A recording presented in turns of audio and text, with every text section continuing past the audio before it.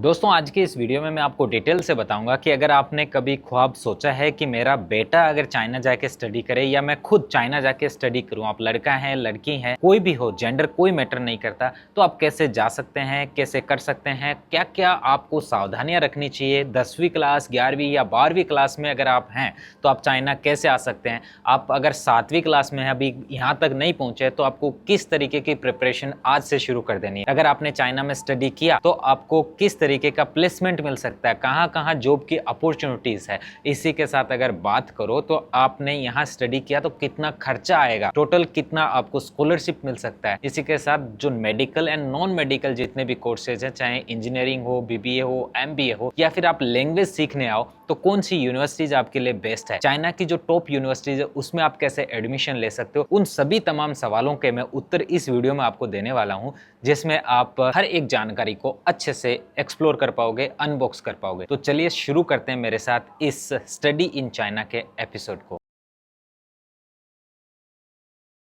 Sir, पहला मेरा सवाल है कि आप एक साल में कितने बच्चों का भारत से चाइना में एडमिशन कराते हैं। मैं एक साल में इंडिया से 200 से 250 बच्चे अभी आते हैं। टर्म्स ऑफ मेडिकल में आते हैं, कुछ बच्चे इंजीनियरिंग एमबीए, तो ये टोटल 200 से 250 बच्चे होते हैं पूरे इंडिया से। दूसरा सवाल ये है कि भारत में क्या लड़कियां ज्यादा आती है या लड़के यहाँ चाइना में पढ़ने को आते हैं। अगर आप रेशियो देखें तो 70-30% का रेशियो है, लड़कियां ज़्यादा आती हैं इन टर्म्स ऑफ लड़के। तो ऐसा क्यों है, लड़कियां चाइना को ज्यादा प्रेफर कर रही है चाइना आजकल। को जो गर्ल्स पेरेंट्स होते हैं वो इसलिए प्रीफर्ड करते हैं क्योंकि चाइना एक तो सेफेस्ट फॉर द गर्ल्स है, फर्स्ट थिंग। सेकंड थिंग, जो इंडियन पेरेंट्स का जो क्वेश्चन होता है कि उनके जो बच्चे हैं वो कैंपस के अंदर में रहे, कॉलेजेस के अंदर में रहे, बाहर नहीं।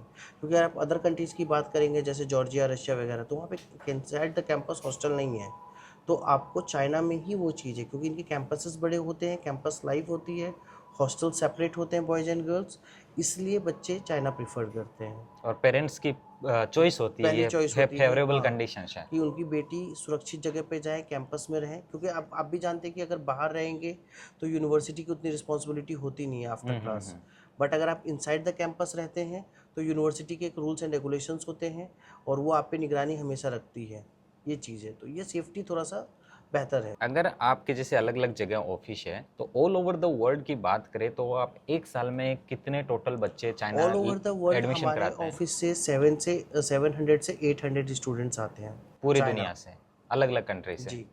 ओके, बहुत ही बढ़िया। मुझे आपका ये कंसर्न देखने को मिला कि आप इंडियन जो लड़कियां हैं जिनका एक सबसे बड़ा कंसर्न रहता है सेफ्टी, और उस पर आप ध्यान देते हो और लड़कियों का एडमिशन स्पेशली चाइना को प्रेफर करवाते हो। जी। तो मुझे एक चीज़ जाननी थी कि चाइना का जो एजुकेशन पैटर्न है उसको बेस्ट क्यों माना जाता है। सर देखिए, चाइना का एजुकेशन इसलिए बेस्ट है, आप इसको ये नोटिस करें कि जो चाइना में पढ़ाया जाता है तो 75% वो सिलेबस से ही आता है। अगर आप इंडिया से, मैं कंपेयर नहीं कर रहा, but the thing is that कि चाइना में ना कोई भी बच्चा जो मतलब पढ़ने में कमजोर है वो यहाँ आके पढ़ सकता है, क्योंकि यहाँ थ्योरी बेस्ड प्रैक्टिकल है, मतलब प्रैक्टिकल भी साथ में चलती है, थ्योरी भी चलती है, वो चीज़ आपको सिखाई जाती है। और आप यूनिवर्सिटी का अगर स्टडी पैटर्न देखेंगे सारा, तो उस पैटर्न में आप देखिए कि स्पोर्ट्स है, स्टूडेंट की पढ़ाई है, इंटर्नशिप साथ में चलती है, उसके बाद एंटरटेनमेंट है, तो ये सब कंबाइंड वे में चलता है। और फिर बच्चे को सिखाया जाता है कि आपको मतलब ये पढ़ाई कहाँ पे यूज होती है। और अगर सपोज आपके कोई स्टूडेंट कमजोर स्टूडेंट भी है, अगर उसको पढ़ना है तो चाइना में ना ये टॉपिक वाइज पढ़ाते हैं। मतलब ऐसा नहीं कि आप पूरी बुक्स पढ़ रहे हैं और पूरी बुक से कहीं से भी क्वेश्चन आ रहे हैं, वैसा नहीं होता है। यहाँ पे आपको टॉपिक वाइज पढ़ाया जाता है और वो 100% जो इनका क्वेश्चन है वो 75% उसी से सिलेबस आता है। तो जो बच्चा रेगुलर क्लासेस जाता है, यहाँ पे अटेंडेंस रेगुलर होती है, वो 75% उसी क्लास से आते हैं, तो बच्चा इजीली पास करता है। और उसके बाद आपको पता है कि आप जब regular first semester second semester pass कर जाते हैं तो आपकी परफॉर्मेंस धीरे धीरे बढ़ती चली जाती है, घटती नहीं है। हो सकता है कि फर्स्ट टाइम में आपको पैटर्न समझने में टाइम लग जाए, बट आप जब धीरे धीरे टॉपिक समझ लेते हैं तो आपकी परफॉर्मेंस इंक्रीज होती है। इसलिए आप देखेंगे कि चाइना में जो भी बच्चे हैं वो 80, 85, 90% तक टच करते हैं। वही बच्चे हमारी कंट्रीज में, अदर कंट्रीज में 60 पे अटक जाते हैं। सिर्फ एजुकेशन पैटर्न की वजह से बच्चा कमज़ोर नहीं होता है, पैटर्न मैटर करता है कि उसका पैटर्न कैसा है पढ़ने का।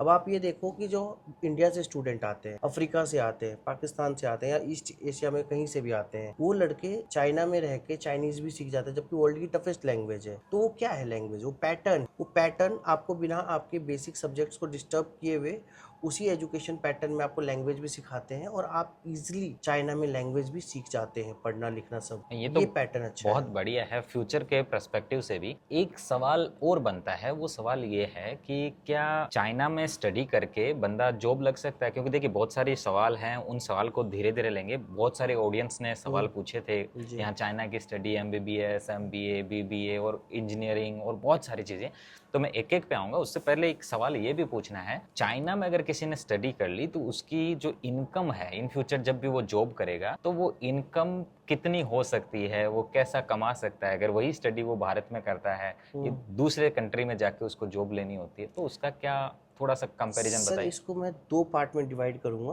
पहला जो हम नॉन मेडिकल और मेडिकल में बात करते हैं। नॉन मेडिकल में जैसे आपको इंजीनियरिंग हो जाती है, BBA हो जाता है, MBA हो जाता है। अगर हम बैचलर्स की बात करें, जो बच्चा यहाँ से बैचलर्स पढ़ता है, सपोज कोई BBA पढ़ता है या बैचलर इन कंप्यूटर साइंस पढ़ता है, सिविल इंजीनियरिंग पढ़ता है, तो चाइना की गवर्नमेंट ने फॉरेनर्स के लिए एक सैलरी कोटा डिसाइड किया हुआ है। आप उससे नीचे नहीं दे सकते हैं सैलरी फॉरेनर्स को। ये सबसे अच्छी बात मुझे चाइना में लगती है। आप देखे होंगे कि जैसे बच्चे कहीं और जाते हैं, वहाँ पे स्ट्रगल होता है, ऐसा नहीं है। चाइना में क्या है कि आपने अगर BBA पढ़ा है या कंप्यूटर साइंस पढ़ी है, तो जो आपकी बेसिक सैलरीज है किसी भी कंपनी में, वो 5000 RMB, वो आपके इंडियन रुपीज से जो आज का रेट है उससे जो आप कैलकुलेट कर ले, आपकी ये बेसिक सैलरी जो आपको मिलनी मिलनी है। बाकी आपकी परफॉर्मेंस कैसी रहती है, क्योंकि यहाँ सैलरी इंक्रीमेंट होती है, 10% 20% इंक्रीमेंट होती है एवरी ईयर, तो वो आपकी परफॉर्मेंस बेस्ड पे जाएगा। बट जो आपको बेसिक सैलरी मिलेगी वो इंडियन रुपीज में मुझे लगता है 70,000 रुपीज पर मंथ मिलेगा, जो कि बैचलर्स के लिए। फिर अगर यही बात आप मास्टर्स की करते हैं, तो मास्टर्स के लिए गवर्नमेंट ने 10,000 RMB डिसाइड किया है, जो कि आज के रेट से इंडिया में 1,40,000 रुपये हो जाते हैं। तो ये एक बेसिक सैलरी, इससे नीचे कोई भी कंपनी आपको नहीं दे सकती है। फिर अगर कोई बच्चा PhD किया हुआ है चाइना से, तो उसकी जो बेसिक सैलरी है वो 20,000 RMB है। तो ये आपको मिलेगा ही। अगर आप उसके बाद जो ग्रो करेंगे वो अपनी परफॉर्मेंस पे ग्रो करेंगे। ओके, अगर वही बच्चा विदेश में जाता है और दूसरी कंट्री में अगर जॉब लेता है, तो चाइना की जो डिग्री है उसकी कितनी अहमियत होती है? सर देखिए, मैं आपको बताता हूँ। अभी जैसे कि बच्चे चाइना, अभी आपको पता है US को लीड कर रहा है चाइना, मतलब लीडिंग कंट्री है चाइना। तो आप ये देखिए कि चाइना की जो यूनिवर्सिटीज है वो सारी पब्लिक यूनिवर्सिटी, यहाँ पे कोई भी प्राइवेट यूनिवर्सिटीज नहीं है। तो यहाँ पे जो एक ही अथॉरिटी है, जैसे मिनिस्ट्री ऑफ एजुकेशन, जो डिग्री है वो यूनिवर्सिटी नहीं बनाती, यहाँ पे डिग्री मिनिस्ट्री ऑफ एजुकेशन दी। जैसे इंडिया में 4D मिनिस्ट्री होती है, तो डिग्रियां आपको यूनिवर्सिटी, वहाँ प्राइवेट फर्म्स भी हैं, बट यहाँ नहीं है ऐसा कुछ भी। तो जो सारी डिग्री है वो चाइना की गवर्नमेंट की तरफ से है। तो डिग्री जो वेरिफिकेशन होता है, ऑथेंटिसिटी की बात आती है, इसलिए चाइना की डिग्री की वैल्यू वहाँ बढ़ जाती है। क्योंकि अगर आप सपोज जैसे कहीं आपको US जाना है या आपको UK जाना है, तो प्रोसेस होता है कि आपको पहले अपनी डिग्री को वेरीफाई कराना होता है, मोफा फॉरेन अफेयर से अटेस्टेड कराना होता है। फिर आप जिस कंट्री में जा रहे हो वो एम्बेसी उसको वेरीफाई कराती है। फिर आप जहाँ जॉब करते हैं वो यहाँ पे आपका भेजती है फिर से डिग्री वेरिफिकेशन के लिए। तो ये जो प्रोसेस है बहुत फास्ट है चाइना में, क्योंकि उनका एवरीथिंग, अगर आप किसी भी बच्चे का डिग्री ले, उसका डिग्री का नंबर ले, मिनिस्ट्री ऑफ एजुकेशन की वेबसाइट पे जाएं, उसको अपलोड करें, उसका पूरा इतिहास आ जाएगा कि कब इसने ग्रेजुएट किया, किस सेमेस्टर में कितने मार्क्स थे, कैसे कैसे परफॉर्मेंस थी, कोई बैड रिकॉर्ड्स तो नहीं था यूनिवर्सिटी में, वो पूरा इनके डाटा में है। क्योंकि आपको भी पता है कि चाइना के पास डाटा बहुत है और ये डाटा पे वर्कआउट करते हैं, तो जिस वजह से चाइना की डिग्री की ऑथेंटिसिटी बढ़ जाती है मार्केट में। तो फिर जॉब लेने में कैसे हेल्पफुल है? हेल्पफुल ये है कि सर देखो, चाइना की यूनिवर्सिटीज पे आजकल एक तो पहली बात है, जो सबसे बड़ी प्रीफरेंस होती है ना एजुकेशन सिस्टम में, हम इंडिया में क्या करते हैं, सब दिन प्राइवेट स्कूल में पढ़ते हैं। बट आपने किसी बंदे ने ये नहीं सोचा कि प्राइवेट यूनिवर्सिटी में पढ़ने के बाद जब आपकी हाई एजुकेशन का टाइम आता है, कॉलेजेस के टाइम आते हैं, तब गवर्नमेंट कॉलेजेस के लिए फाइट करते हैं। सपोज आपने सब दिन 12th तक आपने पढ़ा हाई स्कूल में, एक अच्छी स्कूल में, बहुत सारी प्राइवेट स्कूल है इंडिया के अंदर में, बट जब कॉलेज चुनने की बात आती है तो आप IIT चुनते हो, एम्स चुनते हो। वाई? आप क्यों नहीं प्राइवेट मेडिकल कॉलेज जाते हो? क्यों? आपको पता है कि अगर पब्लिक यूनिवर्सिटी से पढ़ेंगे तो आपके लेवल्स हाई होंगे।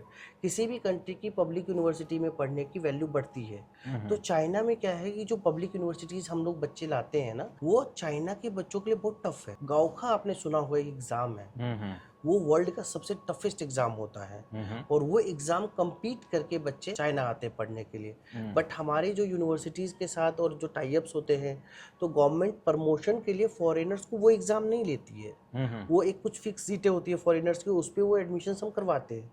तो जो बंदा गाओखा दे के आ रहा है और एक आप ऐसे आ रहे हैं, तो वैल्यू तो सेम ही मिलेगी ना लोगों को डिग्री की। तो यूनिवर्सिटी हाई रैंकिंग है, और आप देख रहे हैं कि आज के डेट में टॉप 50 में चाइनीज यूनिवर्सिटी टॉप 25 में आ रही है। यस। तो आपने कई सारे अभी जैसे हार्वर्ड को पीछे कर दिया हमारी झज्जर हाँ, यूनिवर्सिटी ने। मैंने भी अभी देखा था ये जो यूनिवर्सिटी ऑफ पेंसिल्वेनिया ने जो लिस्ट निकाली आउट ऑफ 25 19 उसमें से यूनिवर्सिटी चाइना की टॉप पे थी। जी। इवन नंबर 1 2 तो 3 भी चाइना की यूनिवर्सिटी थी। तो जो चाइनीज गवर्नमेंट है सर, वो अपनी यूनिवर्सिटी की रैंकिंग्स हाई हो रही है। रैंकिंग्स हाई होने का रीजन है रिसर्च। चाइना में मैंने आपको शुरू में भी बोला था कि आपका थ्योरी के साथ प्रैक्टिकल रहता है, तो आप कैसे रिसर्च डेवलप करते हैं। अब जैसे हमारे इंडिया के अंदर क्या होता है, हम पीएचडी में भी रिसर्च नहीं कर रहे हैं, पेपर्स पब्लिश नहीं कर पा रहे हैं सही से। बट यहाँ पे क्या है कि आपको बैचलर से ही रिसर्च सिखाया जाता है कि पेपर कैसे पब्लिश किया जाता है, आपको रिसर्च कैसे करना है, टॉपिक कैसे चूज करना है, इसलिए। और यहाँ पे टॉपिक वाइज पढ़ाई होती है। हम्म। हम बुक्स पढ़ते हैं इंडिया में, अब पूरी बुक्स आप सोचो कि जब एग्जाम आता है तो आपको पूरी बुक्स कैसे पढ़ के आप पास करोगे। चाइना में बुक्स नहीं है, आपका टॉपिक है, टॉपिक के हिसाब से आपको पढ़ना है और वैसे ही पास करना है। और यही सब रीजन है कि चाइना की ऑथेंटिसिटी बढ़ जाती है एजुकेशन सिस्टम को लेके। और इनका बहुत ईजी प्रोसेस है सर एजुकेशन को लेके। आपने सपोज कोई स्टूडेंट आया झज्जियांग यूनिवर्सिटी में पढ़ रहा है, वो रैंक 1 है आज के डेट में। आप तो फॉरेनर थे, आपका एडमिशन हो गया, उन्होंने एक इंटरव्यू लिया, एग्जाम लिया, आपका हो गया। झज्जियांग में जो चाइनीज पढ़ रहे थे वो गाँवखा दे के आए हैं। गाँवखा में भी उनके नंबर बहुत टॉप लेवल पे होंगे तब। जैसे अगर हम मेडिकल की बात करते हैं या आईआईटी की बात करते हैं, अब 720 में 720 या 700 से ऊपर जो भी बंदा लाता है उसको दिल्ली एम्स मिलता है। तो ऐसी गाँवखा है। तो आप उस लेवल की यूनिवर्सिटी में चाइना में पढ़ रहे हैं तो आपकी डिग्री की वैल्यू तो ऑटोमेटिक बढ़नी है ना। बिल्कुल, यूनिवर्सिटी के नाम से ही वैल्यू बढ़ जाती और यूनिवर्सिटी जब आप फॉरेन में जॉब के लिए जाते हैं तो यूनिवर्सिटी वर्ल्ड वाइड फेमस होती हैं। है। और गवर्नमेंट यूनिवर्सिटी है और वेरिफिकेशन बहुत फास्ट है। तो कहीं से भी आपकी डिग्री फर्जी या कुछ लूप होल्स हो, ऐसा कुछ नहीं रहता उसमें सिस्टम। अगला मेरा सवाल है कि कई लोग जो मेडिकल फील्ड से आना चाहते हैं और वो कहते हैं कि हमें ग्वांगजो आप दिलाइए, या फिर वो यूनिवर्सिटी सेलेक्ट करते हैं पर्टिकुलरली कि मेरे को तो यही यूनिवर्सिटी चाहिए। कई आते हैं बोलते हैं हमें बीजिंग यूनिवर्सिटी चाहिए, कोई कहता है हमें सिंघुआ यूनिवर्सिटी चाहिए। तो उनके लिए आपका क्या ओपिनियन रहता है, आपका क्या काउंसलिंग रहता है? सर देखिए, अगर आप ग्वांगजो की अगर पर्टिकुलरली मेडिकल में बात करते हैं तो हर यूनिवर्सिटी का एक अपना अपना क्राइटेरिया होता है। तो वो स्टूडेंट फुलफिल क्राइटेरिया कर रहा है कि नहीं कर रहा है। उसके बाद मैं आपको बता दूं, चाइना में ना ऐसा नहीं है कि 500 सीटें हैं, 1000 सीटें हैं। उनके पास 30 सीटें हैं फॉर फॉरेनर। और वो 30 फॉर फॉरेनर्स मतलब वो होल ओवर द वर्ल्ड है। तो एप्लीकेशंस ज़्यादा रहती हैं, कंपटीशन टफ होता है। अब जैसे कि चाइना का जो मिनिस्ट्री ऑफ एजुकेशन की लाइन है वो ये है कि 70% पर सब्जेक्ट चाहिए। बट यूनिवर्सिटीज़ जैसे जैसे रैंकिंग बढ़ती है, जैसे जैसे लेवल उनका बढ़ता है, उनके क्राइटेरियाज बढ़ जाते हैं। अगर आप ग्वांगजो की बात करते हैं तो ग्वांगजो में हमारे पास 2 यूनिवर्सिटीज़ हैं, ग्वांगजो मेडिकल यूनिवर्सिटी और साउदर्न मेडिकल यूनिवर्सिटी। तो एक जो उनका क्राइटेरिया है मिनिमम 85 प्लस होना चाहिए सब सब्जेक्ट में, जो कि स्टूडेंट नहीं फुलफिल कर पाते हैं। क्योंकि अगर आप इंडियन स्टूडेंट्स की बात करेंगे तो कोई ना कोई एक सब्जेक्ट उनका 60 होता है, 65 होता है। They are not asking aggregate marks, they are asking per subject marks.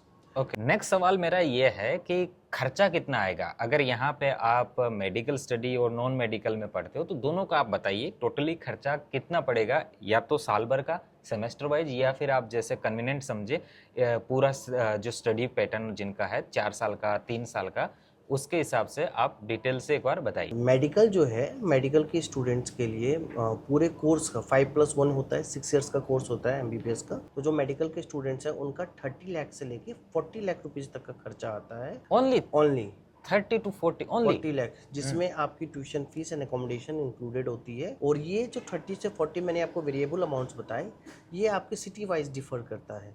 आप किस कॉलेज में जा रहे हैं, कहाँ रह रहे हैं, तो उस हिसाब से आपका डिसाइड होता है। बट ये आपका मैक्सिमम खर्चा एमबीबीएस में आता है चाइना के अंदर। ये तो इंडिया में तो लगभग 75 लाख से 1.5 करोड़ चला जाता है। हाँ जी, अगर आप इंडिया में गवर्नमेंट सीट नहीं ले पाते हैं और आप प्राइवेट कॉलेज से पढ़ना चाहते हैं तो आपका 75 से 1.5 करोड़ के लमसम में टच होता है ये चीज़ एमबीबीएस के लिए। अगर जो 35 लाख के करीबन आप जो बता रहे हो, 40 लाख जो खर्चा किसी का आया मोटा मोटी, तो क्या उसको चाइना में अच्छी यूनिवर्सिटी मिल जाएगी? सर चाइना के अंदर में जो इंडियन गवर्नमेंट ने डिसाइड किया है 45 लिस्टेड यूनिवर्सिटीज़ है। अगर आप उसकी रैंकिंग देखेंगे तो वर्ल्ड में 1000 के अंदर में आती हैं सारी यूनिवर्सिटीज़।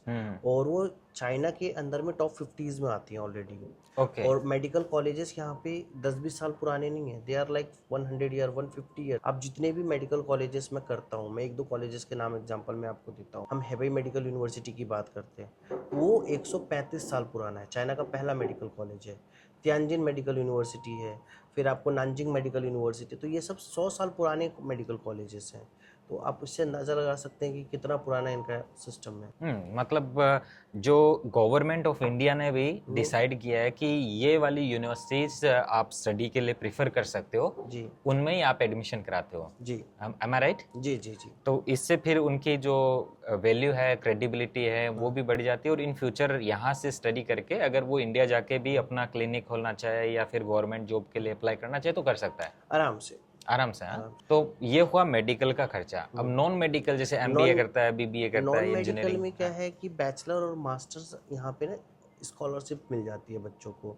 फिर भी अगर आप एक्सपेंस की बात करेंगे तो 5 से 10 लाख रुपीज़ में पूरा कोर्स कंप्लीट हो जाता है। 5 लाख से 10 लाख 10 लाख के में बीच में नॉन मेडिकल जितना सारे भी। कोर्स कंप्लीट हो तो जाते उसमें हैं। बैचलर होता है या मास्टर होता है? बैचलर मास्टर दोनों। बैचलर्स में क्या है कि आपको 50% तक इस साल स्कॉलरशिप है। मास्टर्स में आपको फुल स्कॉलरशिप मिल जाती है, ट्यूशन एंड हॉस्टल फ्री हो जाता है। ओके। अगर आपकी और सबसे बड़ी बात है, चाइना के अंदर में बच्चों को स्कॉलरशिप मिलती है, एकेडमिक स्कॉलरशिप भी मिलती है।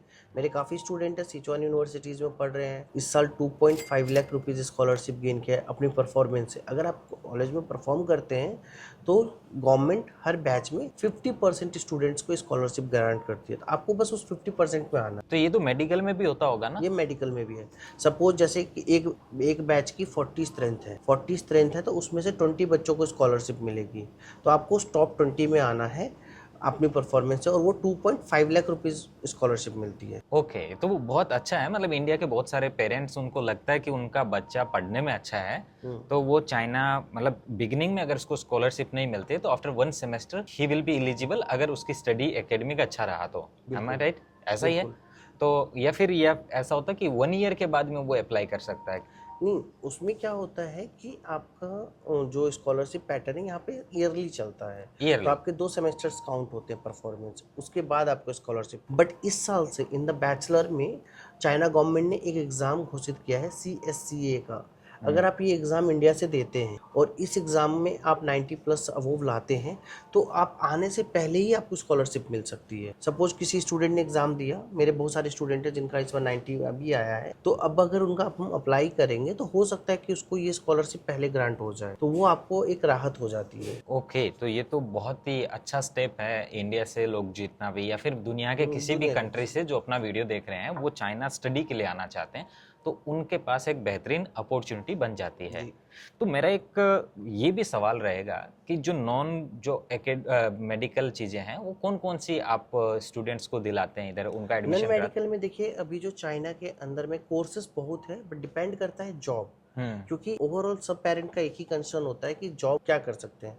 तो अभी जो चाइना के अंदर में ट्रेंडिंग कोर्स है वो बीबीए है, इंटरनेशनल ट्रेड एंड कॉमर्स। ये बीबीए सिंपल बीबीए नहीं है, इंटरनेशनल ट्रेड एंड कॉमर्स, क्योंकि चाइना जो कोर्सेज निकालता है ना वो अपने पर्सपेक्टिव से निकालता है कि वो यहाँ पे लोगों को जॉब दे सके, या जो भी लोग चाइना से पढ़ते हैं उनको यूज कर पाए इन द फ्यूचर। तो बीबीए आपको पता है चाइना ट्रेड में नंबर 1 है, तो ये पढ़ाई तो हर किसी के लिए ज़रूरी है। जो सिंपल पढ़ाई पढ़ना चाहता है इंटरनेशनल ट्रेड एंड कॉमर्स पढ़े। दूसरा, आपको टेक्नोलॉजी की जब बात आती है तो कंप्यूटर साइंस। अब जैसे मेरे को कई बच्चे पूछते हैं sir bachelor in AI, bachelor in data science. Actually यहाँ पे ना ऐसे कोर्सेज नहीं होते, वो कंप्यूटर साइंस में ही कवर होते हैं सारे। अगर आप बैचलर की बात करेंगे तो कंप्यूटर साइंस में ही एआई आ जाता है और डाटा साइंस आ जाता है। फिर आता है बैचलर इन रोबोटिक्स। तो ये 3 कोर्स मैं प्रीफर्ड करता हूँ। उसके बाद है बैचलर इन सिविल इंजीनियरिंग। अगर कोई भी बच्चा ये 4 कोर्स करने आता है, उसकी 100% जॉब है और फ्यूचर सिक्योर्ड है चाइना के अंदर में। वो जॉब तो फिर ऑल ओवर द वर्ल्ड, उसका all over the world. Europe America में भी लग आपको सकता है। बता दूं कि चाइना क्यों अभी सबसे ज़्यादा फेवरेट डेस्टिनेशन हो रहा है फॉरेनर्स के लिए, चाइना पढ़ने के लिए, क्योंकि जब आप कहीं पढ़ने जाते हैं तो वहाँ वर्क के लिए आप भी देखते हैं सेटल्ड हो। और एक टाइम पे था कि यूएस की सारी कंपनियां वर्ल्ड वाइड फेमस हो रही थी, अभी आप देखें कि चाइनीज़ कंपनियां वर्ल्ड वाइड जा रही हैं। यस। अगर आप टेक्नोलॉजी में बात करें, Xiaomi, Huawei, बहुत सारी, BYD, Oppo, Vivo। अगर आप रियल इस्टेट में बात करें तो वांडा रियल इस्टेट्स है, सोहो रियल इस्टेट्स है। तो सिविल इंजीनियरिंग आर्किटेक्ट में भी चाइना आगे आ रहा है धीरे धीरे, तो इनमें आपको जॉब क्रिएशन मिल जाती है। फिर अगर आप ट्रेड एंड कॉमर्स की बात करें तो आपको पता ही है कि चाइना ट्रेड में नंबर 1 है, फैक्ट्री ऑफ द वर्ल्ड कहा जाता है चाइना को। तो आप जॉब भी सिक्योर है। तो मैं जो इंडियन स्टूडेंट को काउंसलिंग करता हूँ, मैं उनको कहता हूँ कि आप ये 4 सब्जेक्ट ही चूज करें जिससे आपका फ्यूचर सिक्योर हो नॉन मेडिकल में। ये रोबोटिक्स का जो चीज़ आज के दिन चल रहा है, वो रोबोटिक्स तो यूँ समझिए कि काफ़ी यूजफुल है और इसका बहुत बड़ा स्कोप होने वाला है। इवन अभी जो मैंने देखा है कि जो रोबोटिक मैराथन हुई, उसमें ऑनर कंपनी जो मोबाइल बनाती है, उसका रोबोट ने इंसानों को भी पीछे छोड़ दिया। मतलब जो हाफ मैराथन थी बीजिंग के अंदर, पिछले साल तो मैं खुद भी उसमें पार्टिसिपेट किया था जी। और मैंने उसका वीडियो भी बनाया था रोबोट्स का। बट इस बार की जो रोबोटिक मैराथन लास्ट वीक में हुई है, इतनी वेल मतलब फास्ट रही रोबोट्स के लिए और बहुत सारा रोबोट्स ने इतना अच्छा परफॉर्म किया जितना इंसान भी नहीं कर पाता। तो इन फ्यूचर धीरे धीरे जो रोबोट्स की क्रांति है वो आगे बढ़ने की, अगर आज के दिन कोई भी इंडिया से रोबोटिक्स में इस तरीके की स्टडी करता है चाइना से, जी। और चाइना तो रोबोटिक्स में देखिए नंबर 1 है ही। जी। इवन अगर हम बात करें तो मोबाइल बनाने वाली कंपनी का रोबोट दुनिया में सबसे तेज दौड़ने वाला रोबोट बन रहा है, तो सोचिए उनका रिसर्च R&D किस लेवल का होगा। तो ये तो मुझे भी कंसर्न ऐसा अच्छा लगता है कि अगर इंडिया का बच्चा या फिर किसी भी कंट्री का बच्चा चाइना में अपनी स्टडी करता है, बैचलर करता है, तो वो काफ़ी अच्छा कर सकता है।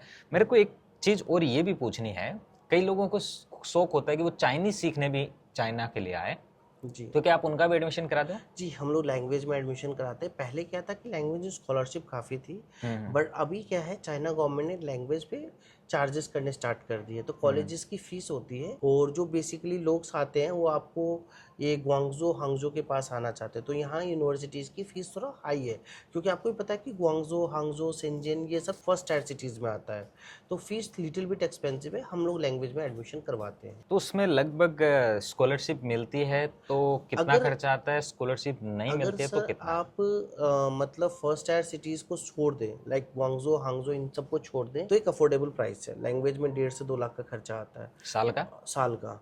अगर बट आप फर्स्ट टायर सिटीज़ को पकड़ेंगे तो ये 3, साढ़े 3, 4 तक भी जा सकता है, ओके क्योंकि शहर महंगा है तो यूनिवर्सिटीज़ महंगी है, तो उसकी फ़ीस भी महंगी होगी। ओके, तो मोटा मोटी जो है, अगर कोई आए कि मेरे को ये फ़र्क नहीं पड़ता है कि मुझे कौन सी यूनिवर्सिटी मिल रही है, कौन से शहर में मिल रही है, बस उनको ये फ़र्क पड़ता है कि उनको चाइनीज़ सीखने को चाइनीज़ यूनिवर्सिटी मिल रही है, तो उनको क्या स्कॉलरशिप का चांस होता है? सर स्कॉलरशिप मिल जाएगी, 50% मिल जाती है। उसमें 1.5 लाख रुपए में आपका ट्यूशन एंड हॉस्टल दोनों कवर हो जाता है ईयर। ईयरली में 1.5 लाख में सब कुछ सब कुछ। इंक्लूडिंग? एक्चुअली मैं इंडियन रुपीज में इसलिए बात कर रहा हूँ, आपको 1.5 लाख रुपए ज़्यादा लग रहा होगा, क्योंकि करेंसी का फर्क आ जाता है, अब वो क्योंकि तो एवरी ईयर करेंसी का इनके फर्क तो आता 10 है। 10,000 RMB तो बना। हाँ एग्जैक्टली 10,000 RMB बना विथ हॉस्टल आ जाता है।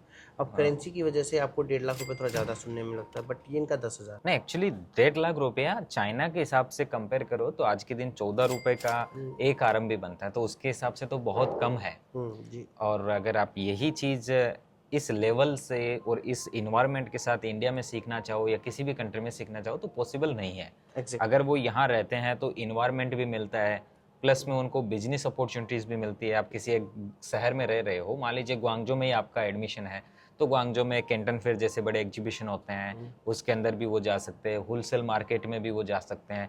तो बाकी संडे सैटरडे को छुट्टी भी होती है, तो उस बीच में 5 आइटम खरीद के अपने घर वालों को भी भेज दिया, तो वो वहाँ से घर बैठे ई-कॉमर्स का भी बिजनेस कर सकते हो। तो बहुत बड़ा स्कोप आज के दिन है। इस मामले में है कि अगर स्टडी करते हो तो आप अपना, अगर कई बिजनेस ओरिएंटेड लोग हैं तो वो बिजनेस को भी कर सकते हैं। अच्छा, मेरा इसी बीच एक सवाल और है, 15,000 बता रहे हैं या 50,000 बता रहे हैं? मैं 50,000 RMB की बात कर 50,000 RMB, नहीं कि 50,000 रुपया? नहीं, 50,000 रुपए नहीं, RMB। 50,000 डॉलर, 50,000 चाइनीज, जो कि इंडिया के लगभग हो गए 7 लाख रुपए के करीब है ना? जी। तो 7 लाख रुपए पेरेंट्स के या फिर स्टूडेंट्स दोनों के, किसी के अगर भी अकाउंट स्टूडेंट्स में के होता है? अकाउंट में है, या तो फिर पेरेंट्स स्पॉन्सर करता है, तो यूनिवर्सिटी उसको फाइनेंशियल सपोर्ट एक डॉक्यूमेंट्स देती है, तो वो पेरेंट्स के अकाउंट में भी दिखा सकते हैं, क्योंकि स्टूडेंट्स के अकाउंट में होता नहीं है। बट आज के डेट में क्या है, जब 18+ स्टूडेंट हो जाते हैं तो पेरेंट्स स्टूडेंट के भी अकाउंट में डाल के वो बैंक बैलेंस सर्टिफिकेट बनवा सकते हैं। तो वो किसका बेस्ट होता है, इजीली किसका रहता है कि स्टूडेंट के रहने ज़्यादा सर बेस्ट होता है देखो, या फिर बैंकिंग पेरेंट्स? का जब टर्म्स आता है ना, तो मोस्टली ITR की बात आती है।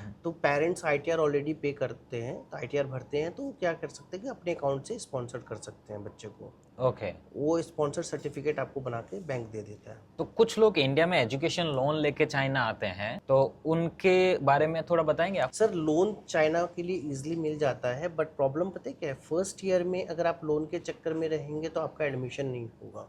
ओके। फर्स्ट ईयर का मैक्सिमम बजट आपको खुद से तैयार करना होगा। कितना लगभग? और अगर आप मेडिकल की बात करें तो फर्स्ट ईयर में चाइना के अंदर में 8 लाख से 9 लाख रुपए खर्च हो जाते हैं ओके। टोटल कंप्लीट प्रोसेस में। और आप अगर नॉन मेडिकल की बात करें तो 2.5 से लेके 3.5 तक खर्च हो जाता है। तो ये आपको प्रिपेयर्ड होना पड़ेगा। तो कई देखिए इस मामले में स्कैम भी चलते हैं आज के दिन। मतलब इंटरनेट का ज़माना है, हर आदमी रील बना के डालता है कि देखो मैं एडमिशन करा रहा हूँ। आपने कहा मतलब 250 से 300 इंडियन लेके आते हैं, 70% लड़कियां उसमें पार्टिसिपेट करती है और ऑलमोस्ट 700 के करीबन एक ईयर में आप एडमिशन कराते हैं। मेरे को ये पूछना है, कई लोग स्कैम जैसे आज के दिन मार्केट में बहुत ज़्यादा चलता है, लोग कहते हैं मैं एडमिशन कराऊंगा, उनसे लगभग 50,000 रुपया लेते हैं, फिर गायब हो जाते हैं, बोलते हैं हम सस्ते में कराएंगे, स्कॉलरशिप दिला देंगे, ऐसे मतलब सुनहरे सपने दिखाते हैं और उनसे एक बार मोटा पैसा लिया और फिर उनका नंबर ब्लॉक कर देते हैं, उठाते नहीं है या फिर वो नंबर ही बंद कर देते हैं। ऐसे लोगों को कैसे पहचाने, कैसे पता चलता है कि ये स्कैमर है या फिर उनका क्या मतलब, थोड़ा सा आप इस चीज पे बताइए। एग्जैक्टली सर, ये बहुत बड़ा मुद्दा है और मैं आपको बताता हूँ कि आज के डेट में हर कोई कंसल्टेंट बन जाता है। अगर आपने स्टूडेंट भेजा, वो भी चाइना में आके लाइट एक्शन कैमरा, इंस्टाग्राम या फेसबुक कहीं पे भी आके कॉलेज की वीडियो बना के फिर स्टार्टअप कर देते हैं। आजकल मोस्टली स्टूडेंट्स ये करते हैं। तो ये क्या करते हैं, ये इस टाइप से जो करते हैं, ये अपने कुछ खर्चे निकालने के चक्कर में कहीं ना कहीं फ्रॉड में फंसते हैं। मैं आपको बताता हूँ जो हमारी कंपनी है 2004 से टिल नाउ चाइना ही वर्क कर रहे हैं। आप चाइना कब आए थे सबसे पहले? मैं 2004 से लेके अभी तक चाइना में हूँ। ओके, और 4 से आप ये एडमिशन करा रहे हैं? एडमिशन का प्रोसेस है। तो हमारी फर्म को ही 22 साल हो गए हैं हम्म। और पहली इंडियन कंपनी है जो चाइना में रजिस्टर्ड है इन टर्म्स ऑफ एजुकेशन। अगर आप यहाँ पे एजुकेशन की बात करेंगे, आपने जो वीडियोस की बात की, तो ये अदर कंट्री के स्टूडेंट्स या एजेंसी तो मोस्टली वीडियोस नहीं बनाती हैं, स्टूडेंट्स ही बनाते हैं। तो अगर आप, मैं इंडियन पेरेंट्स के लिए कहना चाहूँगा कि आप ऐसे कंसल्टेंट को चूज करें जो फर्स्ट थिंग हो, यूनिवर्सिटी में भी फर्स्ट हो और आपकी डीलिंग में भी फर्स्ट हो। सपोज अगर कोई पेरेंट्स मुझसे बात करता है, हमारे थ्रू आता है, तो फर्स्ट डीलिंग हमारी है। अगर वो यूनिवर्सिटी में आता है तो वहाँ भी हमारी ही फर्स्ट डीलिंग। तो आप मुझे यूनिवर्सिटी में भी बात, कई बार केसेस ऐसा होता है कि आपने एडमिशन कहीं और लिया, वहाँ से लेके कोई और आया, यूनिवर्सिटी में किसी ने और ने रखा, बाद में पता चला इसका कॉन्ट्रैक्टर कोई और। तो बेसिकली सर चाइना में अभी इंडियन कॉन्ट्रैक्टर मेरे को छोड़ के कोई नहीं, डायरेक्ट मैं जहाँ तक जानता हूँ इतने सालों में जो भी कॉन्ट्रैक्टर्स हैं वो यहाँ बांग्लादेश से हैं और पाकिस्तान। तो ये आपके ऊपर ट्रस्ट है कि आप उस कंट्रीज के कॉन्ट्रैक्टर पे ट्रस्ट कर पाते हैं कि नहीं। और एक चीज मैंने यहाँ आपकी बात में महसूस की, वो ये है यहाँ पे थर्ड पार्टी फोर्थ पार्टी ऐसा कुछ नहीं है। इंडिया में भी आपका ऑफिस है? जी। कहाँ पे है? मेरा office Noida sector 34 metro station पे। तो कोई वहां जाके भी डायरेक्टली कंसल्टेंसी बिल्कुल। करना चाहे, बात पूछना चाहे बच्चों के बारे में, तो नोएडा में जा सकता है। जी। तो मैं उसका डिस्क्रिप्शन में लिंक भी दे रहा हूँ दोस्तों, आप उसके अकॉर्डिंगली उस एड्रेस पे आप जा सकते हो। दूसरा मेरा ये भी पूछना है कि जैसे अभी हम ये बात कर रहे थे कि आप इंडिया में अगर कोई आपसे मिलने आया तो आप वहाँ उसको कंसल्ट करते हो, उसके डॉक्यूमेंट प्रिपेयर कराते हो, उसको सारी चीज़ें बताते हो कि आपको ये करना चाहिए, इस तरीके से एडमिशन में आपकी हेल्प होगी। जी। वो सब कंप्लीट होने के बाद आप ही उसको चाइना लेके आते हो और जी। आप ही यूनिवर्सिटी में एडमिशन कराते हो, घर का कराते हो, सब कुछ, उसका वीजा एक्सटेंशन कराते हो, सब कुछ only one person, one company handle करती है। इसमें पार्ट्स नहीं है कि इंडिया में कोई और है, चाइना में कोई और है। और जी जब बिल्कुल नहीं। हो सकता है कि जब पेरेंट्स आपके वीडियो को देख के अगर मेरे ऑफिस में जाए तो मैं शायद वहाँ ना प्रेजेंट हूँ, बट मेरी पूरी टीम वहाँ पे होती है। मैं ही मेन ऑनर हूँ अपनी कंपनी का। मैं China most of the time रहता हूँ। तो जो लोकल पेरेंटिंग या लोकल गार्जियनशिप आपको जरूरत होती है, जो इंडियन पेरेंट्स का कंसर्न है, वो एक मैं हूँ, क्योंकि इतने साल चाइना में रहा हूँ। तो हर चीज में बच्चों को कोऑपरेट करता हूँ। मैं इंडिया बहुत शॉर्ट टर्म के लिए जाता हूँ। उस टाइम में कोई पेरेंट अगर मुझसे मिलना चाहते हैं तो अपॉइंटमेंट लेके आके मुझसे मिल सकते हैं, क्योंकि सर मैं मिलता बहुत कम हूँ लोगों से। एक दिन में 4 या 5 अपॉइंटमेंट देता हूँ, क्योंकि और भी शेड्यूल होते हैं हमारे मीटिंग्स के। तो हम लोग उस टाइम में कोई पेरेंट्स अगर मुझसे मिलना चाहते हैं, डिस्कस करना चाहते हैं, तो हमसे अपॉइंटमेंट लेके मिल सकते हैं, मेरी टीम से मेरा अपॉइंटमेंट ले सकते हैं। बहुत सारे पेरेंट्स का एक सवाल रहता है खाने के संबंध में जी। कि देखिए इंडिया एक वेजिटेरियन कंट्री है। मैं भी आज इतने सालों से इंडिया चाइना में रहता हूँ और मैं भी वेजिटेरियन हूँ अभी तक। मैं तो अपने वीडियोस में बताता भी हूँ कि वेजिटेरियन खाना यहाँ ढूंढना आपके लिए मुश्किल नहीं है, अगर आपको थोड़ी बहुत भी चाइनीज आती है। बट जो पहली बार चाइना आता है उसको क्या मतलब उनको कंसर्न रहता है स्टूडेंट्स को कि हम चाइना जा रहे हैं, चाइना के अंदर हमें वेजिटेरियन खाना मिलेगा कि नहीं मिलेगा? पेरेंट्स का कंसर्न किस तरीके का रहता है? ये तो इंडिया के पेरेंट्स का बेसिक कंसर्न है खाने को लेके, क्योंकि कि आपने देखा कि इंडिया में चाइना के बारे में उल्टी सीधी बातें कही गई हैं, ये कुछ भी खाते हैं तो कैसे हमारे बच्चे खाएंगे। तो उनके लिए मेरा ये कहना कि बिफोर कोविड तो हर मेडिकल कॉलेजेस में कैंटीन्स हुआ करते थे इंडियंस, बट आफ्टर कोविड जो है ये कैंटीन्स नहीं है। तो अभी क्या है, यूनिवर्सिटी में किचन्स प्रोवाइडेड होते हैं। तो हम स्टूडेंट्स को ये कहते हैं कि आप अपना लेके खाना का बनाने का सामान, जो भी रॉ मटेरियल से मसाले हैं, स्पाइसेस हैं, वो लेके जाएं और आप वहाँ पे किचन में खुद से बना सकते हैं, खुद भी बना सकते हैं। खुद भी बना सकते हैं। दूसरी बात, यूनिवर्सिटी के बाहर में जहाँ भी आज के डेट में foreigner student India, Pakistan, Bangladesh या अदर कंट्री से आते हैं, तो बाहर में रेस्टोरेंट्स होते हैं, वो स्टूडेंट को एक स्पेशल डिस्काउंट में टिफ़िन सर्विस प्रोवाइड करते हैं, जिसमें आपको इंडियन फूड की अगर आप बात करें, आपने जैसे वेज की बात की, पराठे मिल जाते हैं, दही मिल जाते हैं, मात्र 10 आर में। ओके, तो ये कौन कौन सी यूनिवर्सिटी में होता है लगभग, मोस्टली सारी यूनिवर्सिटीज़ में है सर। जिनमें आप एडमिशन हाँ जी, कराते हो? मैं जिसमें कराता हूँ उसके आसपास में इंडियन कैंटीन्स हैं, इंडियन रेस्टोरेंट्स हैं, वो स्टूडेंट के लिए स्पेशली स्टूडेंट डिस्काउंट में ये सर्विस प्रोवाइड करते हैं। अगर अब मैंने बात की है भाई मेडिकल यूनिवर्सिटी की, तो वहाँ पे कैंटीन है, बाहर में किचन्स प्रोवाइडेड है। मोस्टली जो है बच्चे सर किचन्स में ही बनाते हैं खाना, वो चीप एंड बेस्ट होता है उनके लिए। और खाना बनाते हैं क्योंकि आपको पता है कि स्टूडेंट का अपना टाइम होता है उनका, वो अपने हिसाब से करेंगे।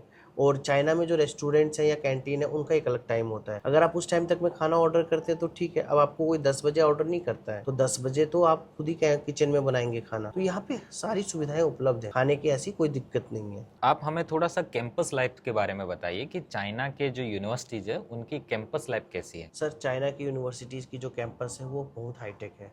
अब एक बच्चा कैंपस में, क्यों कहता हूँ कि बच्चे को कैंपस में रहना चाहिए, हॉस्टल जो है क्वाइट अफोर्डेबल है। हॉस्टल्स के अंदर में आपको सारी चीज़ें प्रोवाइडेड है, फ्रिज है, एसी है, बेडिंग्स है, वॉशरूम प्राइवेट है आपका, है ना। उसके बाद लाइब्रेरी होती है कैंपस में, मनोरंजन के सारे सामान होते हैं, जैसे सपोज जिम होता है, स्विमिंग्स होते हैं।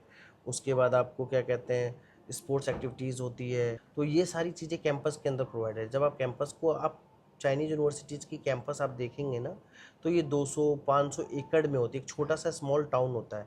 आप जब अंदर घुसेंगे तो सब कुछ कैंपस में ही है।